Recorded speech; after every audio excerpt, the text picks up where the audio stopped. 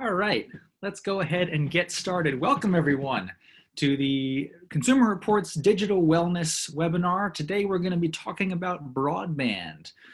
First of all, I want to say thank you to everyone who is already introducing themselves in the chat as that is flying by. A special shout out to folks who are here from Hawaii, where I believe it is 7 a.m. So extra kudos for getting up so early to talk with us about broadband. It's very good to see you all. Like I said, my name is Alan Smith. I work with Consumer Reports. I work with our mobilization team, and it is my privilege to get to work with a bunch of members like yourselves who are part and parcel of the people who are trying to change the consumer reality here in America. I also want to introduce you to a few other folks who are going to be joining me from Consumer Reports today. And so folks, maybe we can come off mute and just say hi, who you are and where you are right now as we go. So first I'll kick to you, John. Great, thanks, Alan. My name is John Schwantes. I'm an attorney in the Consumer Reports Washington, D.C. office, where I work on tech and telecom issues for Consumer Reports. And let's hear now from Kimberly. Hi, everyone. I'm Kimberly Fountain. I also work in the DC office, but I am in Silver Spring, Maryland right now. And I will be the person that you talk to in the chat. Welcome. And last but certainly not least, Amira. Hey y'all, my name is Amira and I work out of the New York office, and I will be in the Q&A, so come ask me questions there. Thank you, thank you. I realized I didn't even do the thing that I asked folks to do. I'm out here on Long Island right now, although usually I am a proud Brooklyn native. So let's go ahead and get into it, Kimberly. A little bit of an overview about where we're going to go today. We're going to be talking about what broadband is and why it matters, maybe more now than ever before.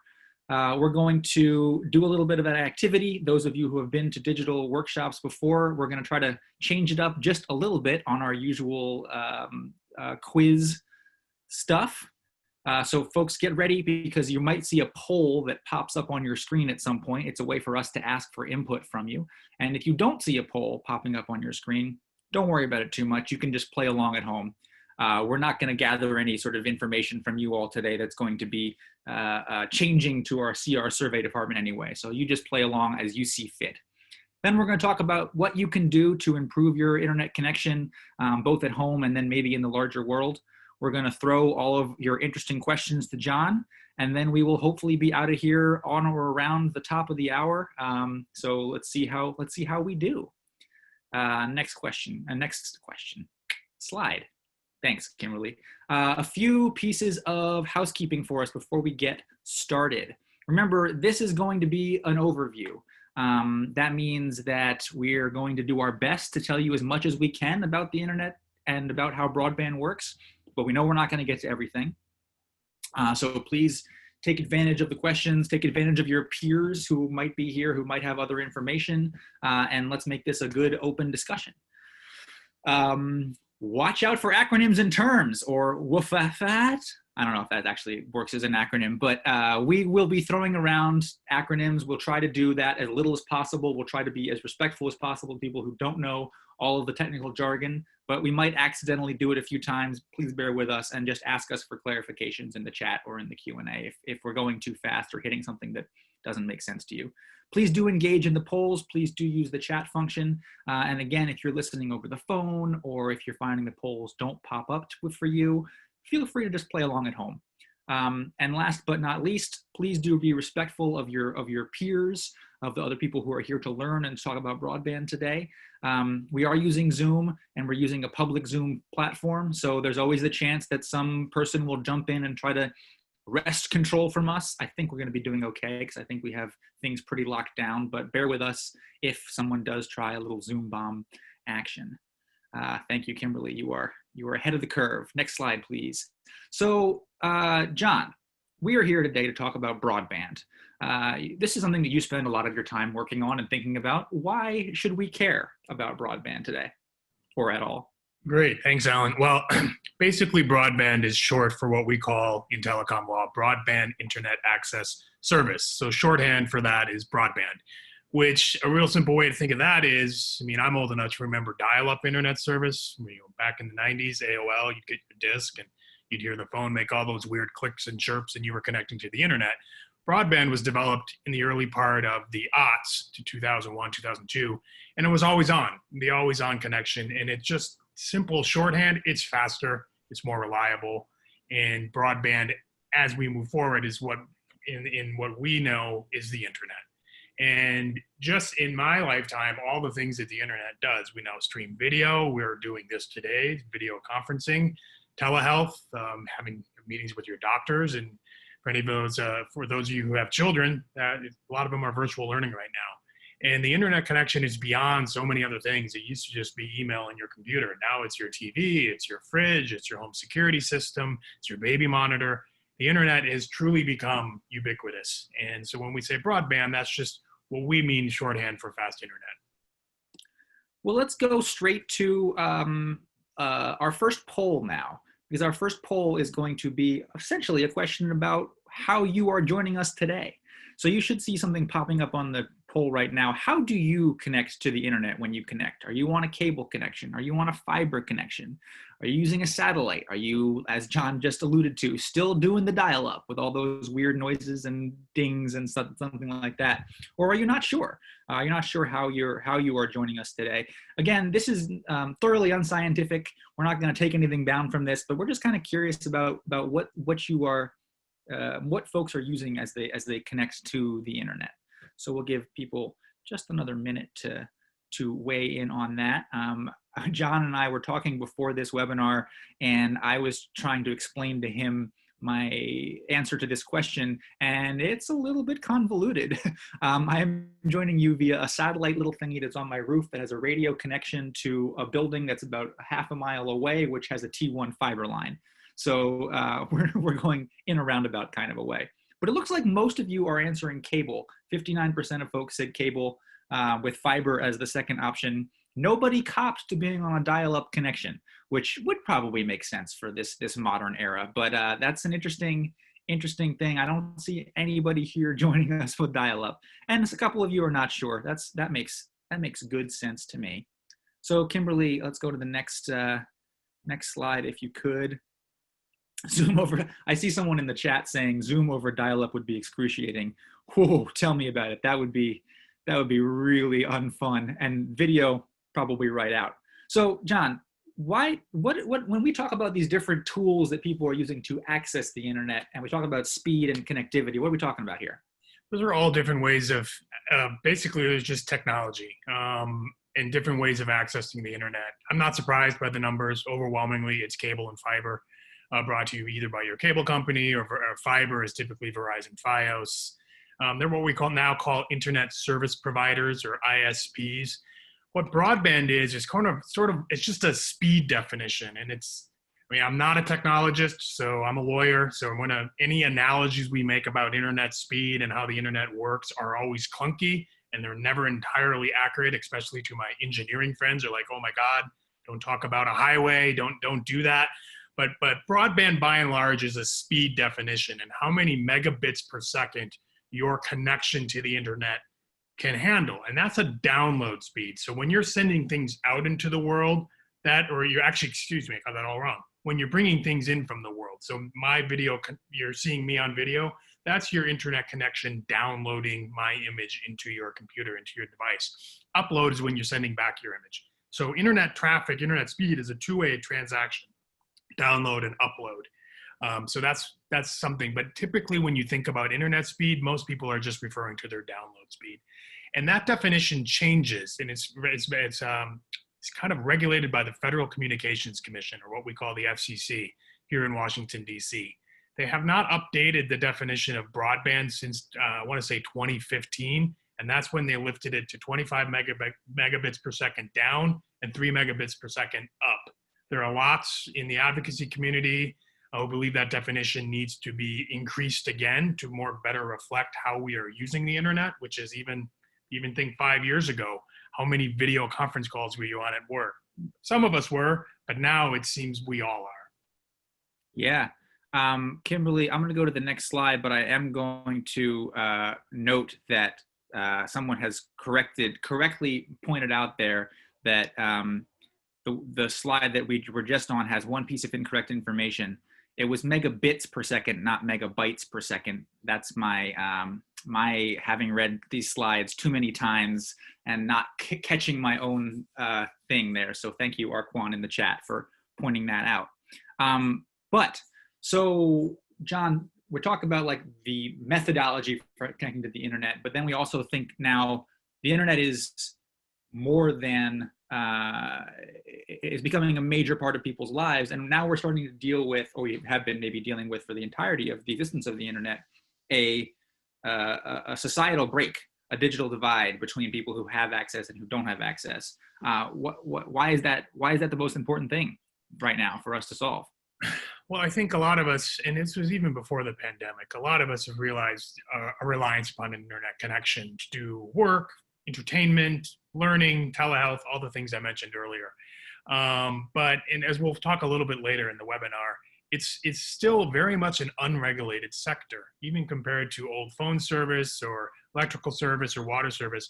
The internet service is not regulated like a utility. Even though when we went out into the field and surveyed Americans, I believe we did this in April, Alan, 4 out of 5 Americans agree that it is as important as water and electricity. And you can see the usage of the internet. We asked that question in 2017, 67% of Americans use the internet every day. That's now 82%. I think that's fairly accurate. And the average cost, we'll get into cost a little bit later.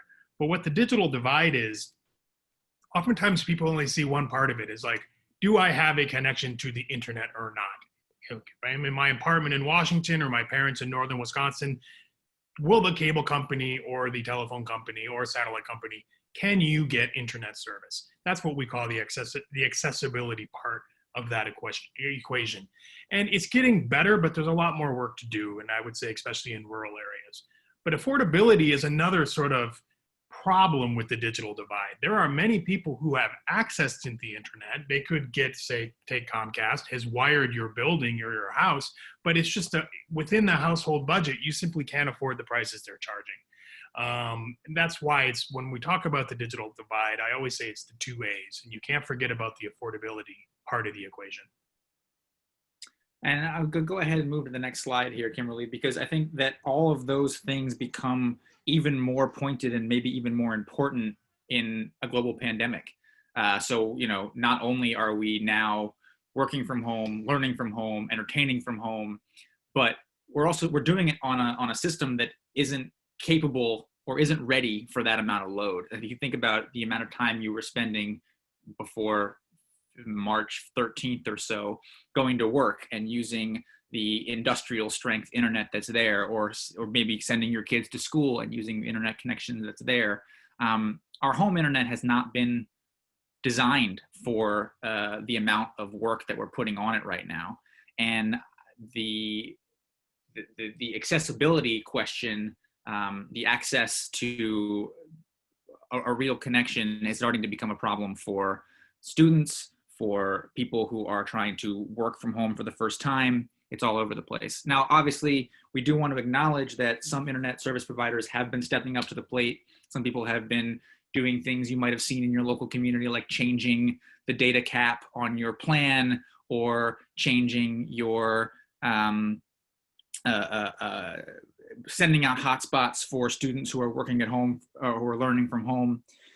That is all very important stuff. But generally, I think Consumer Reports wants to ask the question, even if we weren't in a pandemic, why is it that people having so much trouble accessing reliable and affordable internet? So let's move on to our first poll question here. Or on, I guess, technically our second poll question, but our first in this set of activities. So we're gonna ask you once again to answer these questions in the poll, where according to a Boston analytics study from earlier this year, how many Americans do you think, American students are lacking an adequate internet or computing devices at home? So do you think it's in the range of 5 million, in the range of 11 million, in the range of 16 million, or in the range of 30 million? Or are you not at all sure about that? And, you know, this is a question as people are heading back to school right now. This is very relevant here in September of 2020 because all of a sudden, I don't know exactly where you are in the country, but in New York, school has been pushed back until late September. And then once late September rolls around, we're going to be doing things like people are going to be going on alternating days, or they are moving around in different spaces. So we have some results back from you all. You think that it's somewhere between, well, it's a pretty even split actually. Most people, 37% of you said 30 million. 24% of you said 16 million. A lot of you weren't sure. There was one optimist who said only 5 million. Let's go ahead and get that answer out there. It's 16 million students were going into this school year without good, positive access to some combination of connectivity and the actual tools they would need to access the internet. So John, tell me about that. Well, it's a painful number to see. You know, we need to drive that number down to zero as best we can. I think something you mentioned, Alan, earlier is, yeah, the pandemic came and all of a sudden we're all at home in mid-March. And how is that different than the office or the school? You have commercial level systems in the office and in the better school districts you do as well. And think about all that traffic that's being offloaded when you're at the office and at home. So now it's all concentrated on, you know, a different kind of network. Again, caveat that I'm not a technologist. We can get into it if folks want to, though. But that number should be zero, with or without a pandemic.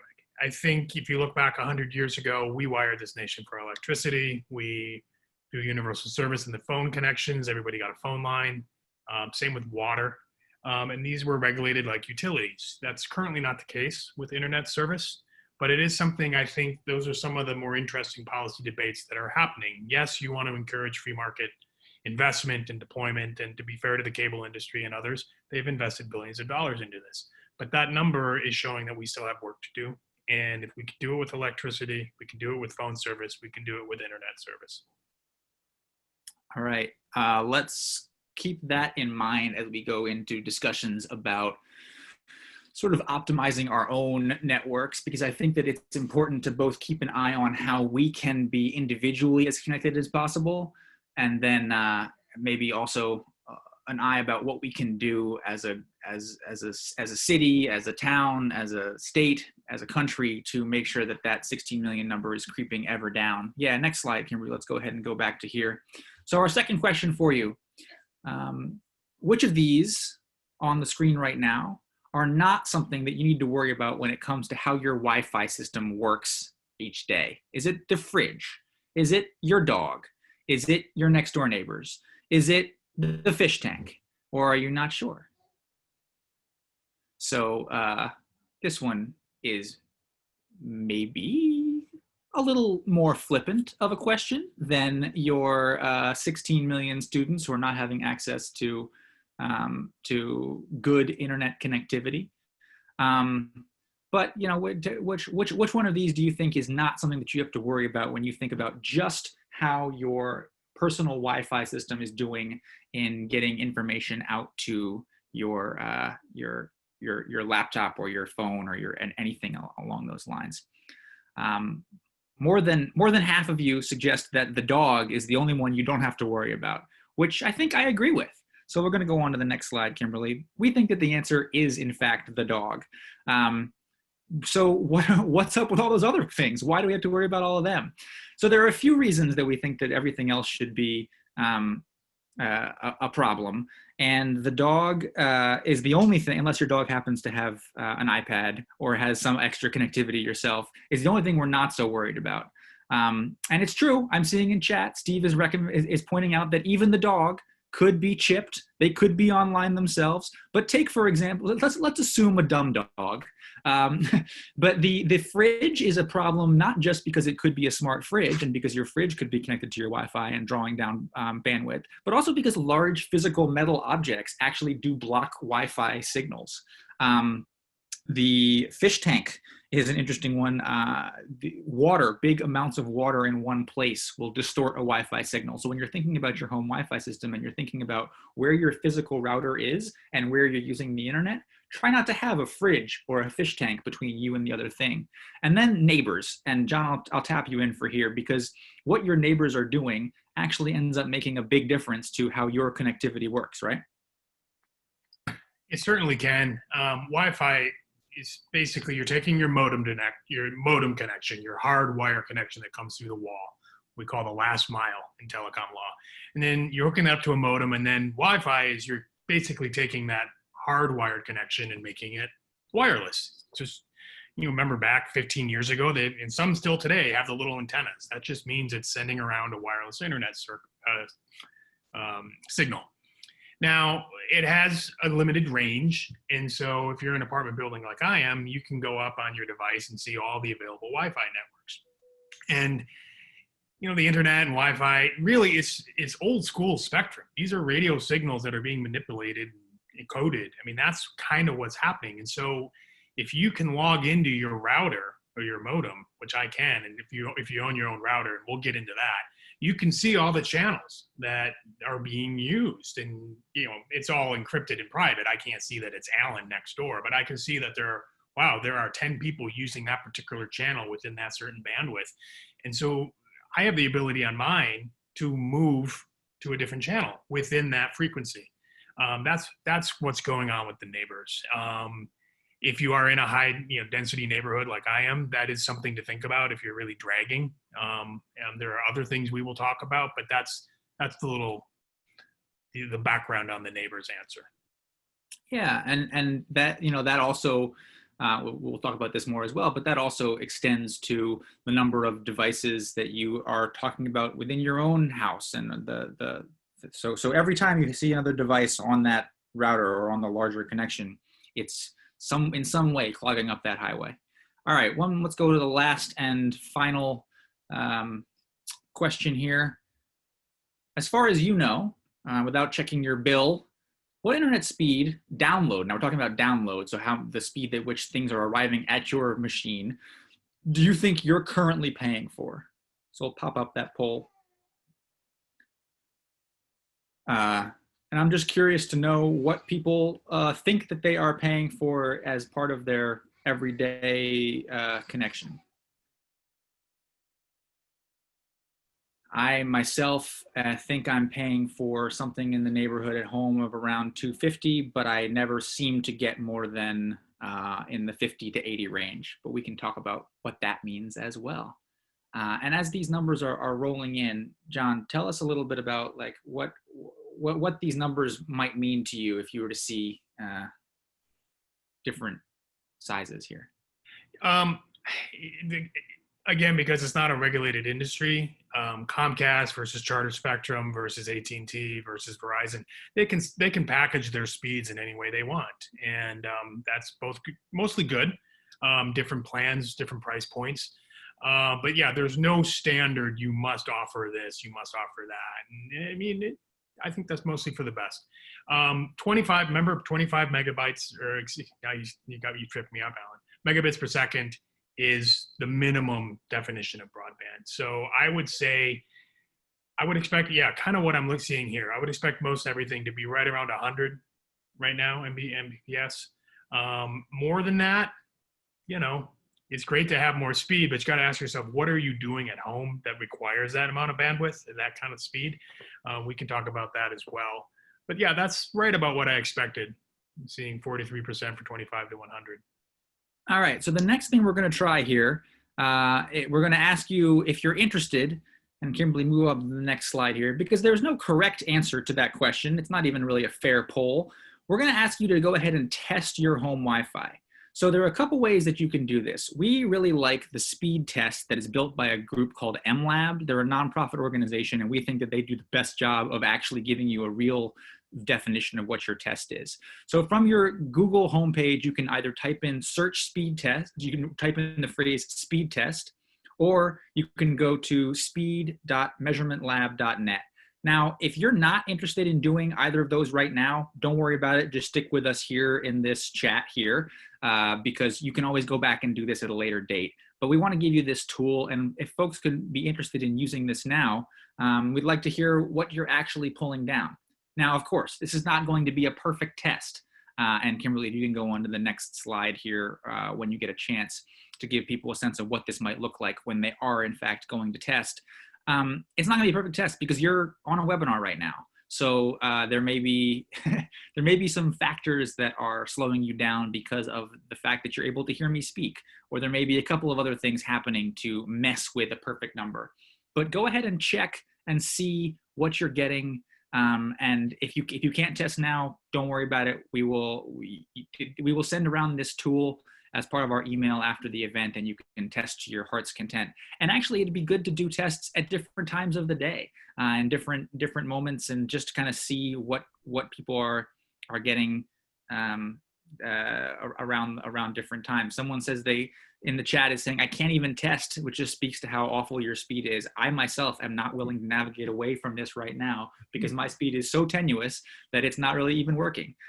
So I don't want to mess with it. So Kimberly, go on to the next slide there, because you will see here what the kind of results you might expect once you've taken this test. And this is what I did at 10 p.m. on a Friday night. So there are some caveats. After dark, my internet gets a little more fuzzy. But John, tell me about 3.83 megabits per second download. Well, I'm surprised you're with us. That's really scraping the bottom of the barrel for being able to do video of any kind. I want to say standard definition, which is what TV used to look like 15, 20 years ago, I think requires, I know you have a slide, but yeah, go to the next. You don't have to go forward to it yet. I think it's, yeah, there it is. It's one megabyte per second, or megabits per second. This is just, this is dealing strictly with video. This is from a CR article.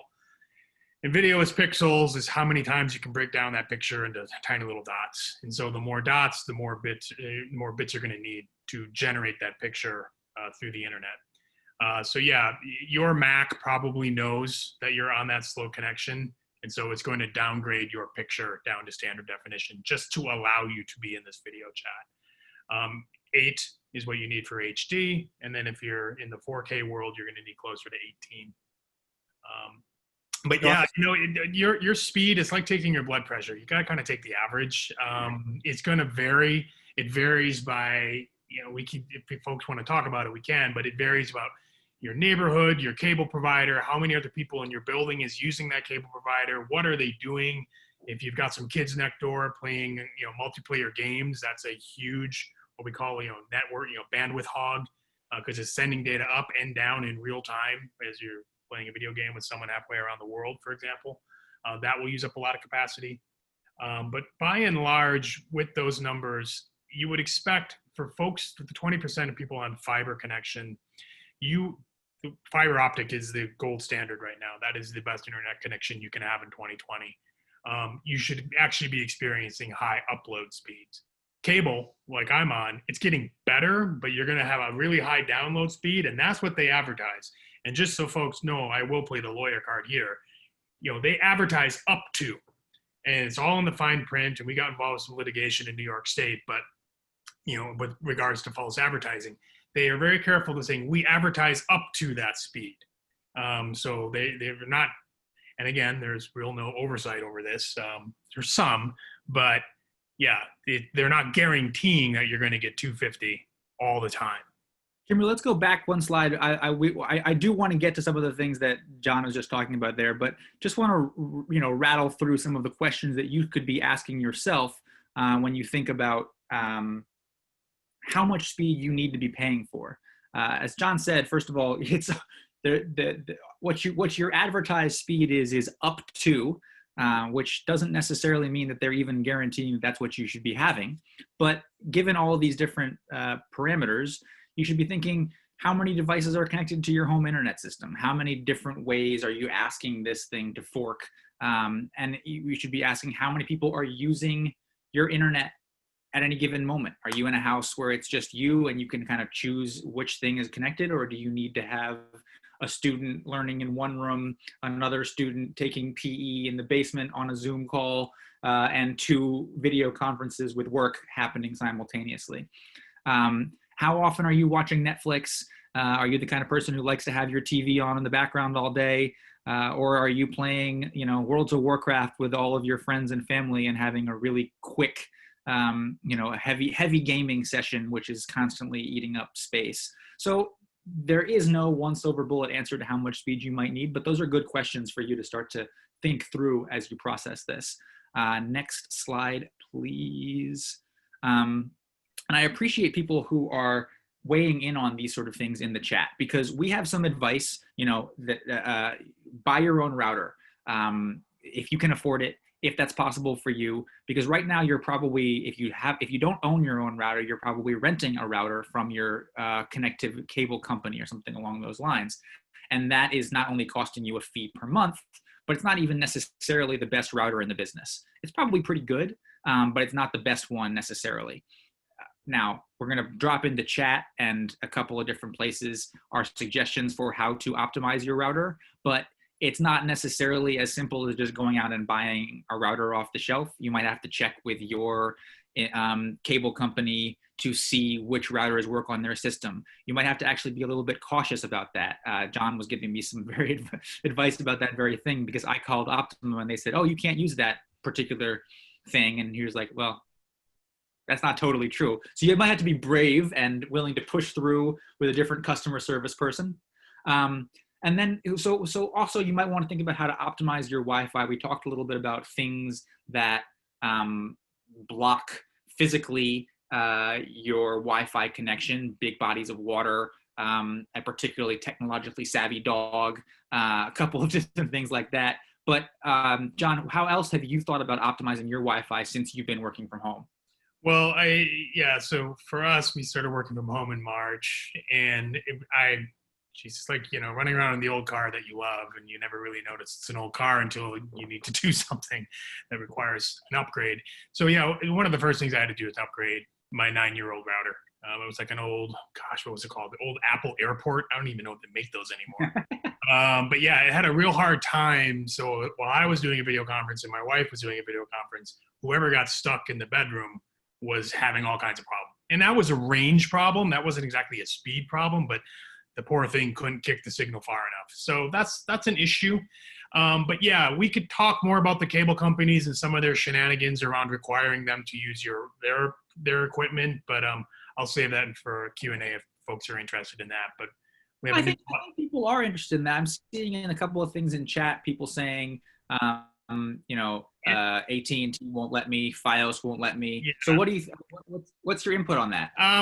It's a gray area. It's going to change in December. I mean, it used to be, it's called the interoperability interconnection. You can take any device you want and connect it to the network. There was some deregulatory measures that went into effect in 2017, 2018, and the cable companies are trying to see, can we require John Schwantes to use our modem and not bring their own, what I always like to say, bring their own modem to the party. Which is just, if you can afford it, much more cost effective than paying $10, $12 a month forever and ever, like set-top boxes in the cable video world. And we noticed last year when we were working on a cable bill report that companies were, in fact, what people are saying in the chat, not allowing people to use their own modems and routers anymore, that you had to use in this case, Frontier Communications router. And we had people pushing back saying, I have my own, I've been using it for years, it works, so don't tell me this baloney that it doesn't work on your network, because it does. And so we reached out to these companies and they actually said, yeah, no, even if you don't use that, if you just leave it in the box, the company router, we will still charge them the fee per month. So we passed a law that last December that will ban that practice. So the cable companies, if you have your own modem or router, I think it goes into effect right before Christmas of this year. They can no longer charge you for a modem or router that they own that you don't even use. So hopefully, we'll see, help is on the way. They've delayed it once for 6 months, and so that was understandable with the pandemic. But let's hope that law goes into effect in December. But yeah, so certainly optimize your Wi-Fi. I mean, I have a router that operates on 2 different bands. So you have the 2.4 gigahertz band and the 5.0 gigahertz band. In general, the 2.4 has a little bit better range, but the 5.0, 99 times out of 100 will always be faster. But it also gives you the opportunity of like, hey, you know, I'm having problems, you know, switch to the different networks. So you essentially can create two Wi-Fi networks within your home. That's something the routers can do nowadays that they couldn't even do 10, 15 years ago. And at the FCC, and I don't want to get into too much of a FCC conversation, Federal Communications Commission, but they're opening up large swaths of spectrum to make Wi-Fi even better. Call it next generation Wi-Fi, Wi-Fi 6.0. Those are some tech nerd terms, but it has the promise of using even more spectrum, more bandwidth, faster Wi-Fi. But like anything in the tech space, it takes a while for the tech, for the equipment manufacturers to build the tech to the new spectrum. But that hopefully has the promise of better Wi-Fi in the future.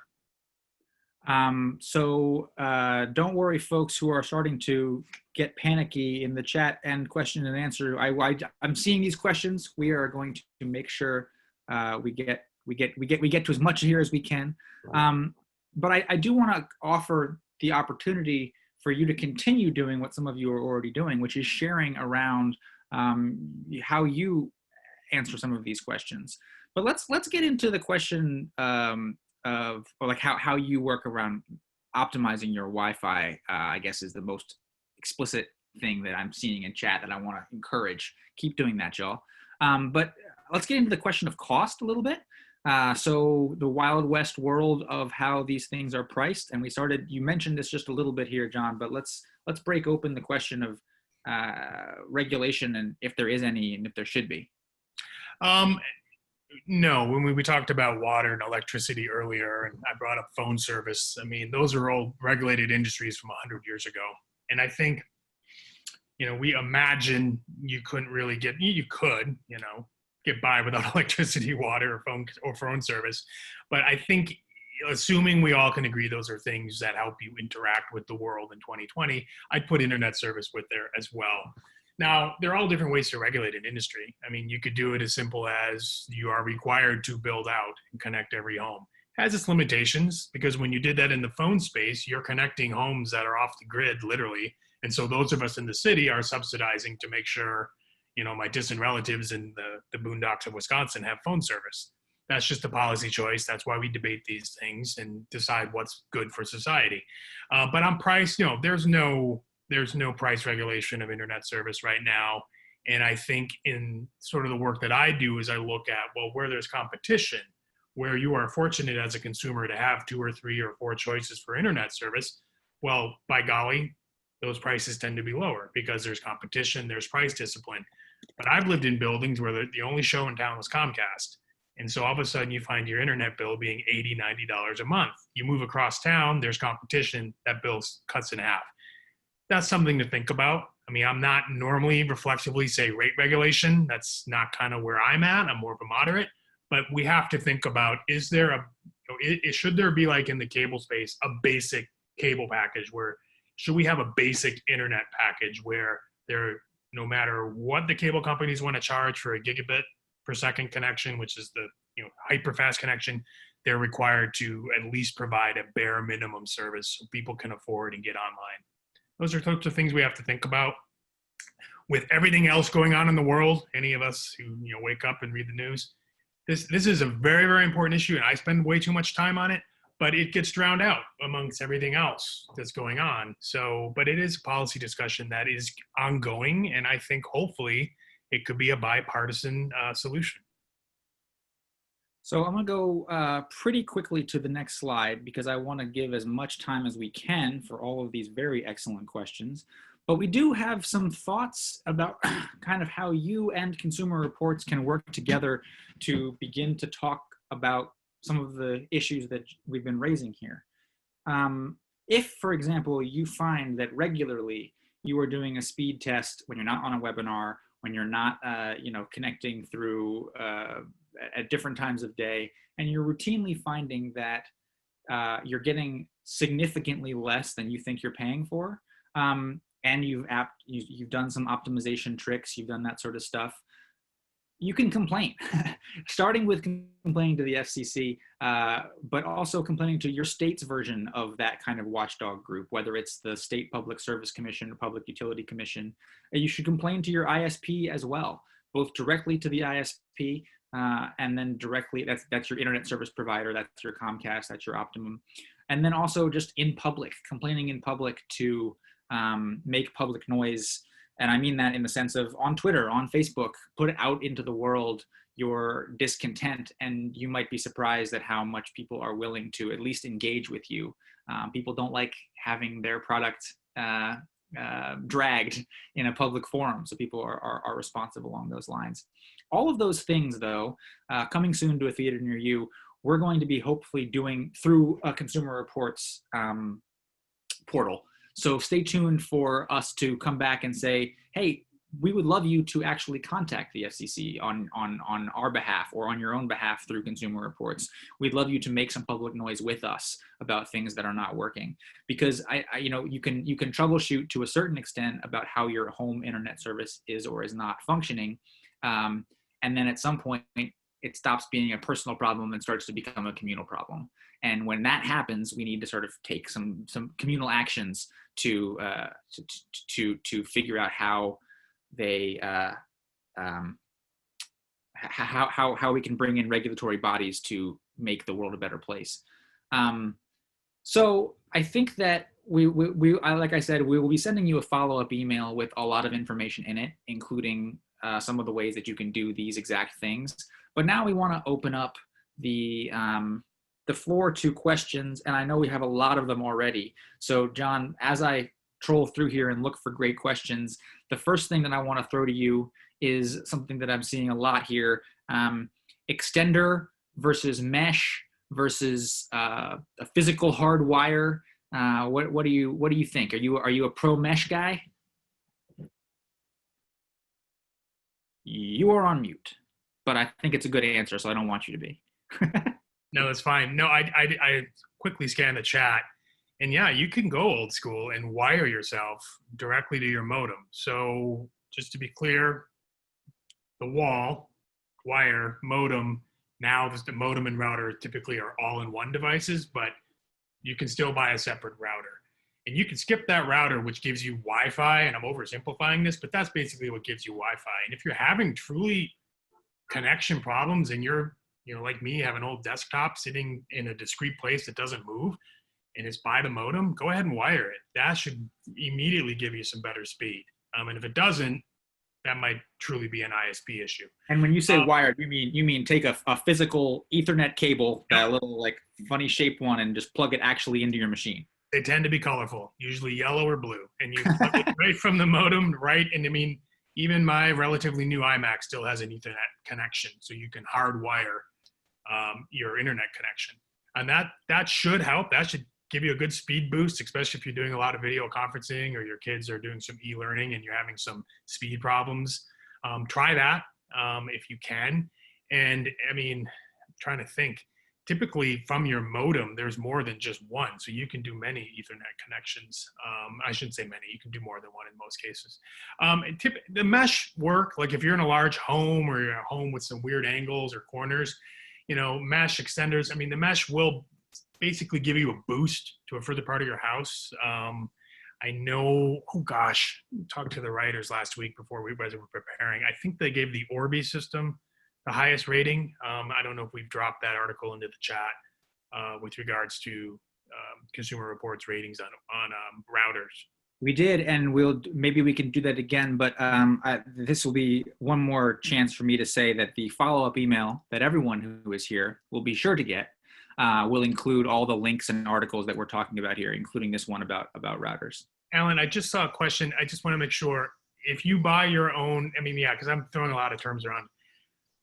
I recommend, me personally, based upon my own experience, make sure the ISP gives you your blessing, because you don't want to go drop $200 and then have them give you the runaround. Typically, if you can, get the modem router combination. Unless you really need like a super awesome Wi-Fi network, then you could do the modem and like a top of the line separate router that does your Wi-Fi. There are some that are, they're outside of my price range, but those things can really cover a lot of square footage. So, and that's in that review article. And so it's in the article, but let's just define here for everyone. Mesh is a system that does what? We can think of it as essentially like a series of extenders. Yeah, you're venturing me into engineering conversations, which I'm not the expert, but no, I do know this well enough to say, yeah. So you would have, I'm trying to think of the Orbi system. I think that's the modem, like the modem and the router in one is like the home station. And then you take these literally smaller little, smaller little guys, and you set those up around your house in their trouble spots, like in other parts of your home. Some people do it in multi-level homes. They're putting in different levels of their home. Yeah, you can think of them as signal boosters is what I think of them as. And generally, we think that Consumer Reports has been reviewing some of them, and we think that they work okay. But we'll send around some of the information on that. Let me see here. Are there other like big?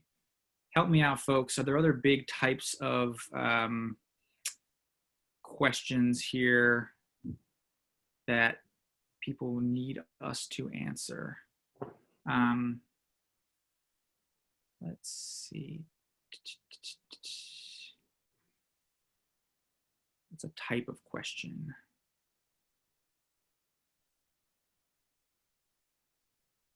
Let's see.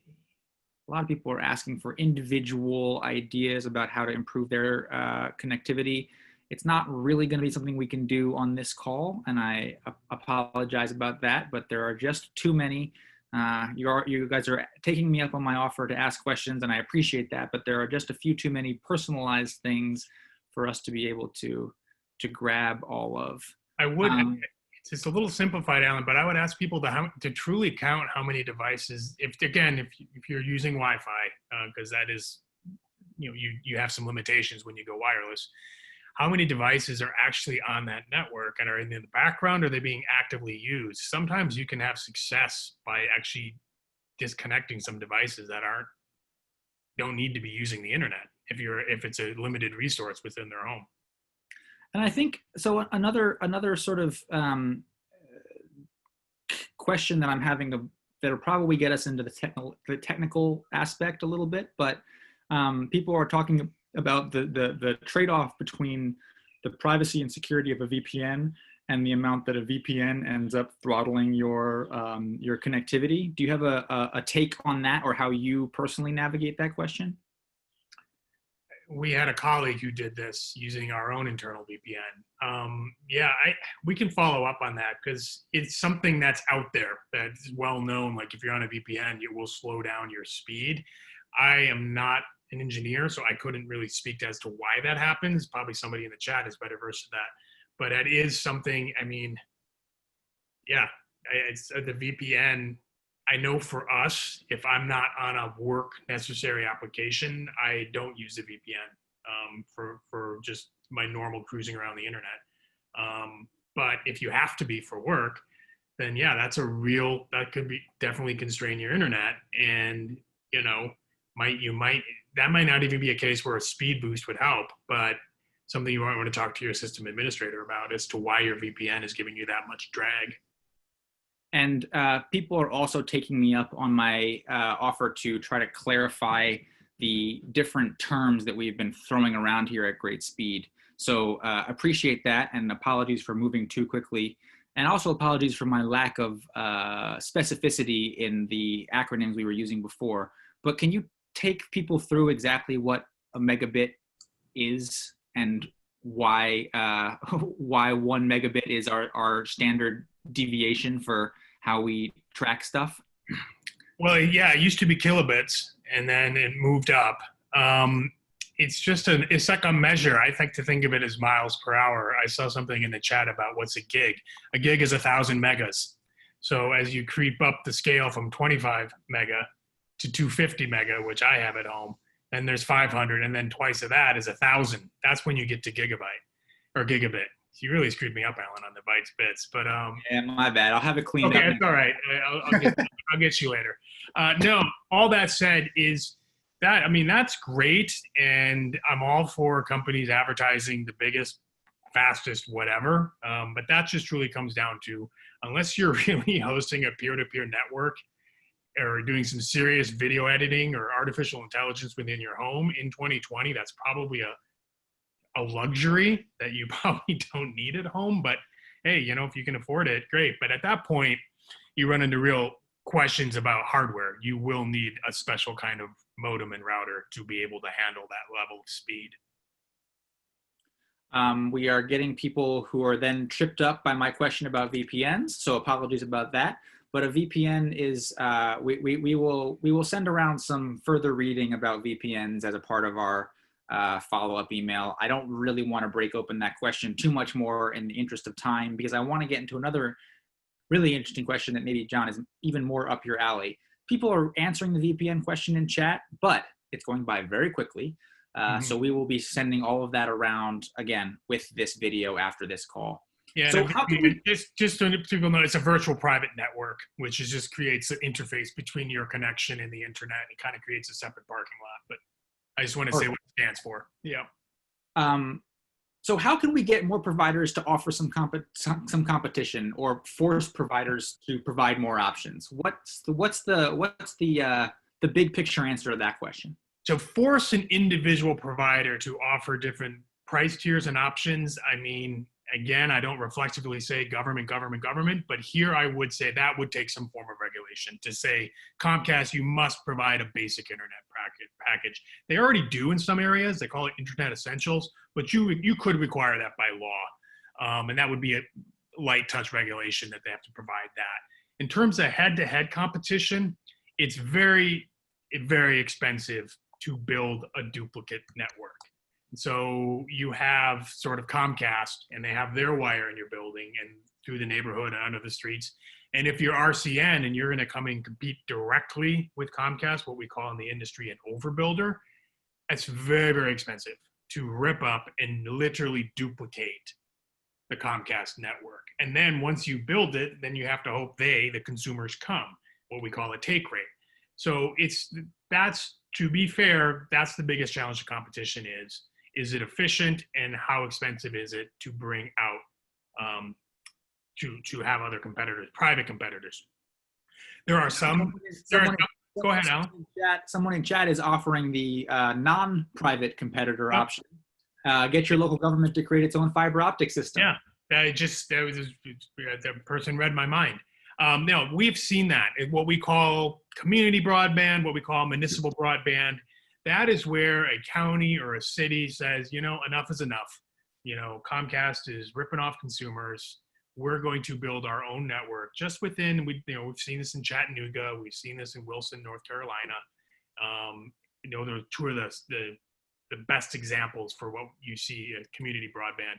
And not surprisingly, they're some of the highest rated broadband providers in CR's annual telecom survey. It's a challenge. There are some who believe the government shouldn't be competing with private enterprise to offer consumers more choices. I think we have decided, no, competition's good. Lower prices for consumers is good. Choices for consumers are good. So that's kind of where we've landed on that question. But it's hard. The ISPs, the cable companies, they don't really want that competition. So they've gone around in a handful of states and passed laws that have outright, in some cases, outright prohibited cities and counties and municipalities from doing their own broadband networks. So that's a tough policy issue, but it is something that we think is a solution, especially in areas that lack competition and lack fair prices. I think we are out of, well, I'm gonna try to get one more in here, see what I can do, because Tina asked this question right at the beginning of the conversation. So I'm gonna ask it now and see if we can, what are options when an internet service provider which continuously and repeatedly does not deliver what is being paid for, and there are no options, there are no other competing services. So what can we do in a place without the competition that hasn't materialized yet, and someone is just not delivering what they say they're going to do? Yeah, well, first of all, I'm sorry. That's the worst. That's the worst thing of a monopoly is they have no incentive to be better because there's no competition. In that case, you have to complain directly to the ISP. I'm sure you've done that and probably have gotten stonewalled. I don't want to assume, but that would be what I think is happening. That normally depends where you are. I mean, I would go all the complaint tree. I would go FCC on the federal level. The Federal Communications Commission has a complaint website. So does the Federal Trade Commission as well. And that's usually, they're good for false advertising. But also we've seen some successful state litigation. I know New York State, Washington State, Massachusetts, the state attorney generals being really interested in ISPs, internet service providers, not providing good service. And so I would look at that as an option as well, to complain to the state attorney general. It varies by state, but that's where I would begin. And then, yeah, we need bigger, broader, bolder solutions to get competition into the space. It's very difficult, but it's something we're going to keep trying to do. So we're getting a bunch of other great, yeah, go ahead, Kimberly, move us to the next slide. But we're getting some other great options in chat, everything from right on their Facebook page, the ISP's Facebook page, to complain to the FCC, to forget it, you may as well just move. You've lost the battle, which I'm not sure I'm totally at myself, no. But yeah, we'll I want to promise in our wrap up, and actually, Kimberly, let's take it one more slide here, that we are going to be following up with everything that you saw here today. You're going to get the video, you're going to get the chat, you're going to get a bunch of the links that we were dropping into the chat. And then coming soon to a theater near you, we're going to start thinking about how Consumer Reports can help marshal and make it seem like you're not just a single voice in the wilderness. So drive complaints to an FCC or other regulatory body, drive complaints to an individual ISP so that you're not just complaining by yourself, and then see what we can do. I can't help you. I cannot promise that we'll help you move, but up to that point, what Consumer Reports can do to help play in that space. Thank you all very much for being a part of this. Thank you all for your excellent questions. A huge round of applause to Amira and Kimberly for trying to keep up into so many different things here, and all your questions and all that sort of stuff. So great work. As you will see on the screen right now, our email address is community@cr.consumer.org. So if you have suggestions for future workshops, if there's something that we actually ended up muddying more than clarifying, anything along those lines, drop us a line there, and we'll see what we can do to get you all sorted out. Thank you again for the time. It is 1:59 p.m. Eastern Standard, so that means it's almost 8 a.m. in Hawaii. Thank you for being here with us, and we'll hopefully see you all in the next one when we convene again in October. Appreciate the time.